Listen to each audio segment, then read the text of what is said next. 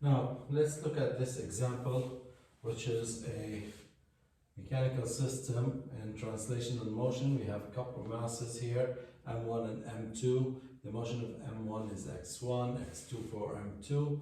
The motion is in the horizontal direction, and I'm going to assume here that the surface that they slide on is frictionless.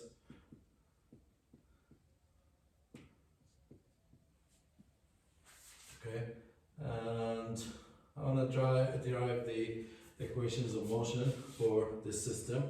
Obviously, this system has 2 degrees of freedom. We have x1 and x2, so I should expect 2 equations of motion.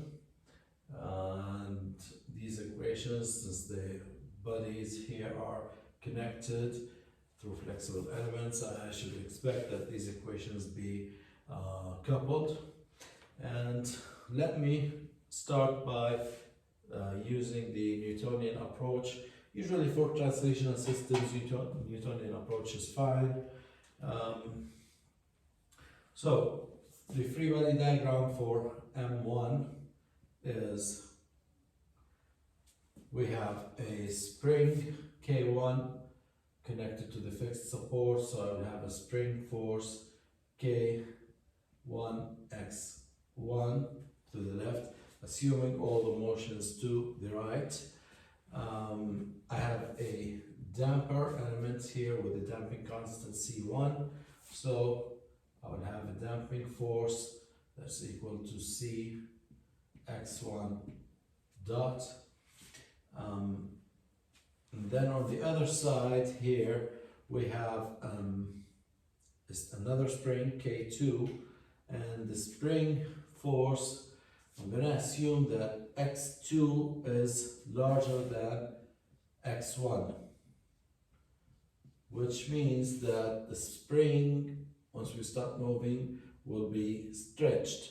So the force in the spring, it's a stretch spring, so it's going to pull on the mass M1 by a force of magnitude K2, and X1 is greater than X2. The spring force is basically the spring constant times the deflection, the difference between the 2 motions, not the absolute motion. So these are the forces for M1. If we go to M2, the second mass, I have a spring K3 attached to the wall here, to the fixed supports. So I'll have a spring force K3, and the stretch in the spring is going to be X2. And for the second force in the second spring K2, it's just basically the same force on M1, except that's going to be in the opposite direction based on Newton's third law. Forces of action and reaction are equal in magnitude, opposite in direction. So this would be K2 X2 minus X1. And now I can use the sum of forces in the x direction for the 2 masses. Starting from mass 1, the sum of forces, so this is mass M1, sum of forces and the x direction is equal to M and times the acceleration. And the acceleration of mass 1 is, since the motion is x1, then the acceleration will be x1 double dot. And the forces are negative k1 x1, and then another negative force c1. Yes, this doesn't really matter, but because we have only one damper. C1 x1 dot, and then I have a positive force plus K2 x2 minus x1 equals m1 x1 double dot, and then I can rearrange this equation as m1. Usually you start with the highest derivative and start and go down. So m1 x1 double dot, and then you take this to the other side, this becomes plus c1 x1 dot, and then for x1 this goes here, becomes plus k1 x1, and I have plus k2 x1, so I'll have plus k1 plus k2 times x1, and k2 x2 becomes negative k2 x2 equals 0, no external forces, and this will be the first equation of motion. Now the second equation of motion for mass, using the free body diagram of mass 2, m2, I have two negative forces, negative k3 x2 and negative k2 x2 minus x1, and we missed here one external force, f of t, and that's a positive force, plus f of t equals m2, this is m1, times, be careful here, it's not x2 double dot minus x1 double dot, it's the mass times the absolute acceleration. The absolute acceleration of the mass 2 is x2, so it's x2 double dot. And now again, let's rearrange the variables here, starting from the highest derivative, m2 x2 double dot. I don't have any damping force, so I don't have any first derivative here. We'll move on to the second derivative, to the variable itself directly. We have for x1, I have negative k2 negative x1, so that's positive k2 x1. Taking it to the other side becomes negative k2 x1, and then for x2 I have negative k3 x2 and negative k2 x2, both are negative. Moving to the other side, they become positive k2 plus k3 x2, and the only thing left on this side is the external force f of t. And this is my second equation of motion. So I have 2 degrees of freedom here, x1 and x2. I have 2 equations, 2 differential equations. The 2 differential equations are coupled, which means that I have the 2 variables appearing in the same, in both equations, the variables x1 and x2. I have x1 and x2 appearing in the first equation, and the same goes for the second equation, which means that I cannot really solve these 2 equations separately. I have to deal with the system as a whole. We'll deal with that later. Now, if I wanted to go around this with the energy, with the Lagrangian approach, I would start by determining the energies in the system the kinetic energy T, we have two masses, so I expect two terms for the kinetic energy. For M1, I have M1 times the velocity of M1 is x1 dot squared, and for the second mass, it's 1 over 2 M2 x2 dot squared, and that's it for the kinetic energy. For the potential energy, I have three springs, so I have three terms here, starting from spring 1 over 2 K1, and the stretch in spring 1 is x1 squared plus the other spring K2, and the stretch in this spring is x1 minus x2 or x2 minus x1, really doesn't matter. This is the nice thing about the energy method. I don't really need this assumption that x2 is greater than x1 because the quantity is already squared. So if it is x2 minus x1 or x1 minus x2, it is the same value.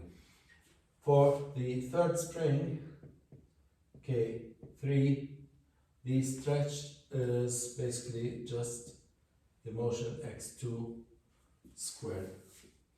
Now, for Rayleigh's dissipation function, we do have damping in here. So D is going to be 1 over 2, the damping constant, times the stretch velocity. The stretch of the spring is x1, so the velocity of the stretch is x1 dot squared. So basically you deal with a damper the same way as you deal with a spring, except that the variable will be the derivative of the degree of freedom, not the degree of freedom itself. It's exactly the same. The stretch here is x1, so I'm going to use x1, except it's the first derivative of x1. If I had a damper here between M2 and M1, let's call it C2, the dissipation function in that damper, C2, will be just like I did for the spring, K2, the spring force was K, the energy in the spring was K2 x2 minus x1 squared. This is going to be 1/2 C2 x2 minus x1 again squared, except now we're talking about the first derivative, and again it does not really matter which one is larger than the other, but this is just an example, so let's not deal with it now. Continue with the original parameters that we had. Work, what we have is a force F of t, and the force is moving along with the mass m2 with a distance or motion x2. So these are all the quantities that I have.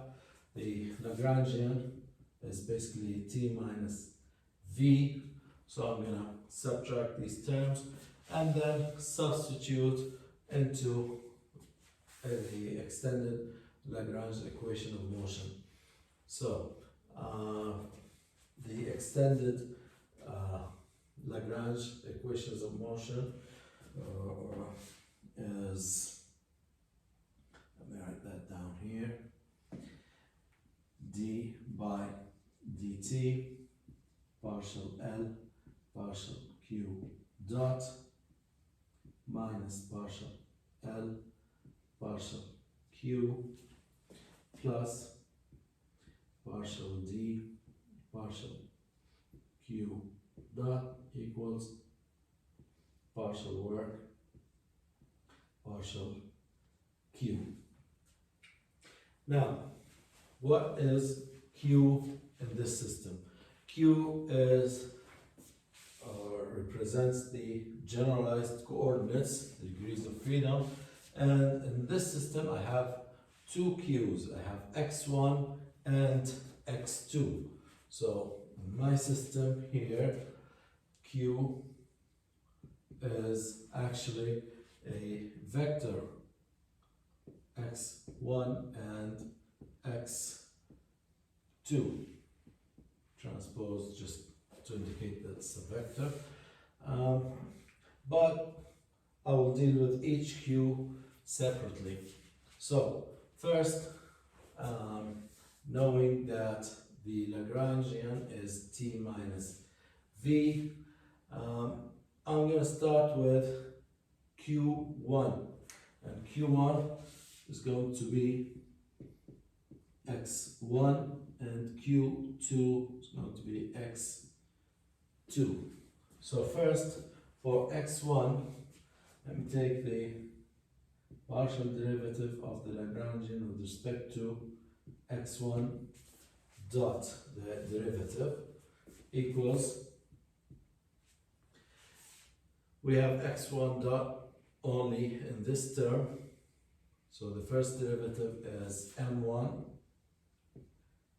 x1 dot, and the rest of the terms do not include x1 dot, so that's all they're zero. Then if I differentiate total derivative with respect to time, is gonna just add a second dot here, x becomes the second derivative. For the second term, the partial derivative of L with respect to x1, here this is 0, 0. With respect to x1, we have 2 goes away with the half, becomes k1 x1. But keep in mind that it's t minus v, so I'm going to add a negative sign here. Going to the second term, minus k2 x2 minus x1 squared, so the 2 with the half, and then x2 minus x1, and then the derivative of the term inside the brackets, which is going to be negative 1. So that takes care of the partial derivative of the Lagrangian with respect to x1.